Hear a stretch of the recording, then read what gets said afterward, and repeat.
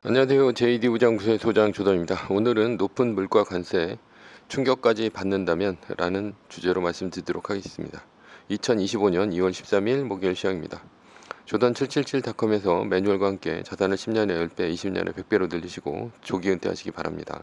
주소창에 조던 777닷컴을 치시면 됩니다. 유튜브 멤버십에서는 매뉴얼을 더 이상 운영하지 않습니다. 뉴욕 마켓워치 뜨거운 물가 우크라이나 종전 기대 주가 혼조 국채 떨어졌다라는 기사가 있는데요. 어제는 나스닥이 0.03% 올랐으나 S&P 500 지수가 0.27%, 다우존스 지수가 0.50% 밀리며 3대 지수 모두 혼조로 마감했습니다. 메뉴시입니다. 높은 물가에 관세 충격까지 받으면 어제 미국의 CPI가 예상보다 높게 나오면서 상반기 연준의 금리 인상은 물 건너갔습니다. 따라서 채권금리가 상승하며 주가에 안 좋은 영향을 미쳤습니다. 더 안 좋은 것은 미국 물가가 높은 상태에서 트럼프의 관세가 맞물리면 주가가 크게 떨어질 수가 있습니다. 그래서 트럼프 관세가 미뤄지지 않겠느냐는 시장의 분석 때문에 어제는 높은 CPI 수치에도 불구하고 주가는 크게 떨어지지 않았습니다. 트럼프 대통령은 러시아와 우크라이나의 전쟁 종식에 협상에 나서면서 주가에는 긍정적인 영향을 미쳤습니다. 트럼프는 협상에 나서기 전에 무기를 먼저 챙깁니다. 그 무기는 미국의 석유 증산입니다. 미국이 하루에 최대 1,300만 배럴을 뽑아내면서 국제유가를 낮췄고 석유에 의존하는 러시아는 트럼프의 협상 요구를 들어줄 수밖에 없을 것입니다. 전 대통령인 바이든은 친환경 정책을 펴면서 미국의 석유 감산을 통해 하루에 증산 능력을 1,000만 배럴 밑으로 떨어뜨렸습니다.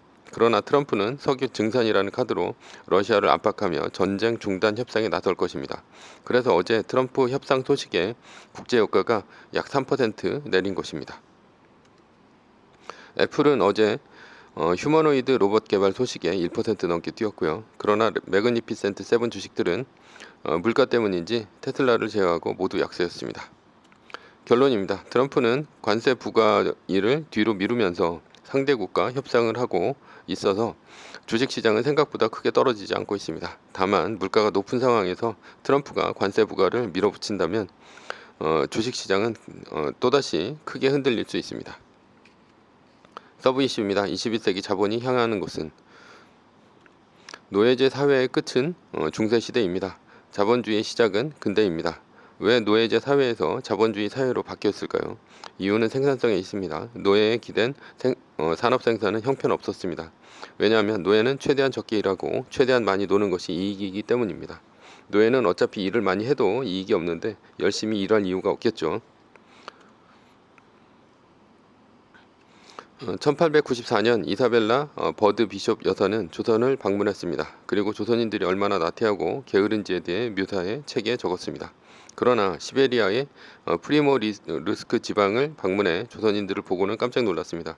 왜냐하면 시베리아에서는 나태하고 게으른 조선인은 없었고 부지런하고 근면하며 경제적으로 번영하는 조선인들을 보았기 때문입니다. 조선에서 나태하고 게을렀던 사람들의 습성은 관리의 수탈 때문이었습니다. 농민들이 열심히 일해봐야 어차피 관리들이 대부분의 생산물을 빼앗아갔습니다. 그러니 게으르고 나태했던 것 뿐입니다. 그러나 제대로 개인의 소유물이 보호되는 시베리아에서는 일할 만큼 보상을 받을 수 있어 근면 성실한 사람으로 바뀌었던 것이죠. 중세에서 근대로 노예제에서 자본주의로 제도가 바뀐 것도 바로 소유권 때문입니다. 왜냐하면 소유권의 인정이 제도적으로 정착되자 노동 생산성은 근대 이후 폭발적으로 성장했기 때문입니다. 노예제에서 자본주의로 넘어오며 지배층은 어떤 생각을 했을까요? 바로 자본을 지배하면 인간의 욕망을 자극하여 그들의 생산성을 높일 수 있다고 생각했을 것입니다. 즉 자본을 지배하는 자가 인간의 욕망을 지배하고 욕망을 지배하면 세상을 지배하게 되는 것입니다. 중세시대에는 신분 때문에 노예는 커다란 집도 좋은 옷도 살 수 없었지만 자본주의 시대에는 돈만 있다면 누구든 무엇이든 살 수 있었습니다. 따라서 사람들은 그때부터 돈을 쫓기 시작했고 자신의 욕망을 위해 돈의 노예가 되었습니다. 자본주의가 시작되며 가장 유명했던 가문은 로스차일드 가문입니다. 그들은 자본주의 초기에 유럽에 5개의 은행 지점을 세웁니다. 로스차일드는 나에게 화폐 발행권을 준다면 법은 누가 만들어도 상관없다라고 말했습니다. 그들은 자본을 지배하면 세상을 지배할 수 있다는 것을 보여줬습니다. 닉슨 쇼크 이후 자본은 금의 지배에서 벗어나자 이론상 무한 발행을 할 수 있게 되었습니다. 그러자 1970년대 이후 1991년까지 소련의 붕괴 전까지 세계의 자본이 늘어난 만큼 엄청난 인플레이션에 시달렸습니다. 1991년 소련이 붕괴되고 사회주의 국가들이 자본주의로 편입되면서 인플레이션은 줄어들었습니다. 소비시장이 2배로 늘었기 때문입니다. 게다가 2001년 중국이 WTO에 가입하고 중국의 값싼 노동력이 물건을 마구마구 찍어내자 인플레이션은 멈췄습니다. 오히려 이 기간 동안은 인플레이션보다는 디플레이션에 가까웠습니다. 그러나 2020년 코로나와 함께 미국과 중국의 무역전쟁으로 인플레이션은 다시 시작되었습니다. 다시 돈의 가치가 떨어지기 시작한 것입니다. 돈의 가치가 떨어지면 반드시 해지할 자산에 투자를 해야 합니다. 물론 주식, 부동산, 금과 같은 실문 자산입니다. 현재 자본은 어디로 향하고 있을까요? 기술입니다. 왜냐하면 기술만 있다면 무한 발권이 가능한 자본은 얼마든지 끌어올 수 있기 때문입니다. 결론입니다. 21세기 자본이 몰리는 기술은 어떤 것일까요?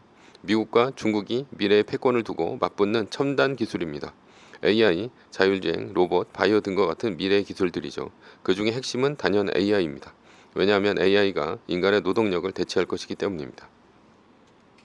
매뉴얼입니다. 세계 1등 주식은 전고점 대비 2.5% 떨어질 때마다 10%씩 팔면서 숏을 치며 리밸런싱을 하다가 나스닥 마이너스 3%가 뜨면 숏을 치며 말뚝을 박습니다. 그러다 반등이 시작되면 V자 반등 리밸런싱을 하면 됩니다. 자세한 내용은 JD부자연구소 인강 사이트에서 강의를 들으시면 됩니다. 전제는 세계 1등 주식은 우승해야 합니다. 매뉴얼을 지키며 세계 1등에 투자하면 매년 25%의 복리로 10년간 10배, 20년간 100배로 재산을 불릴 수도 있습니다. 위의 상황은 매뉴얼일 뿐입니다. 따를 사람은 따르고 참고할 사람은 참고하시면 됩니다. 주식을 사고 파는 것에 대한 모든 책임과 이득은 본인에게 있습니다. 매뉴얼을 지키려면 머리를 쓰지 말고 머리를 쓰려면 매뉴얼을 지키지 맙시다. 오늘은 높은 물가에 관세 충격까지 받으면 이라는 주제로 말씀드렸고요. 지금까지 JD부장구세 소장 조단이었습니다. 지금까지 들어주셔서 감사합니다.